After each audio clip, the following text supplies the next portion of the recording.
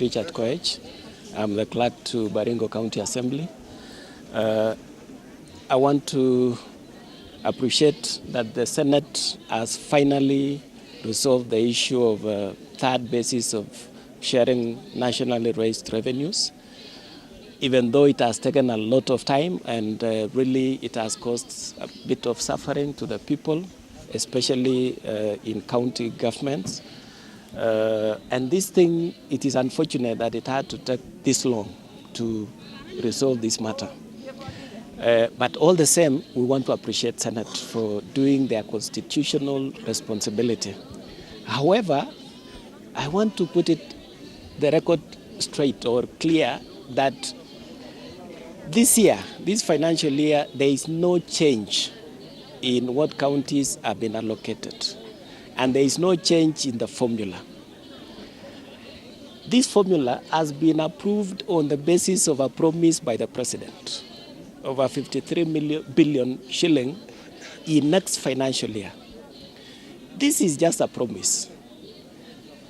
The responsibility to share nationally raised revenues starts with CRA and goes to National Treasury and finally to National Assembly, and then Senate to approve it. So I want to ask that this should not just be a gentleman's agreement. Is it binding that next year counties will receive an additional 53 billion, or will it just be a promise?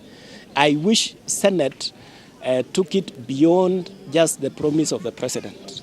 Again, I want to challenge Senate to tell us, using the new basis, the third basis of sharing national resources, what is the difference between what we had and this year? Because they have said next year we will get more. But they are not telling us the 316.5 billion will be shared in which manner. Is there a change to counties? Can we subject the new formula to the available resources so that we know whether there is a change at all?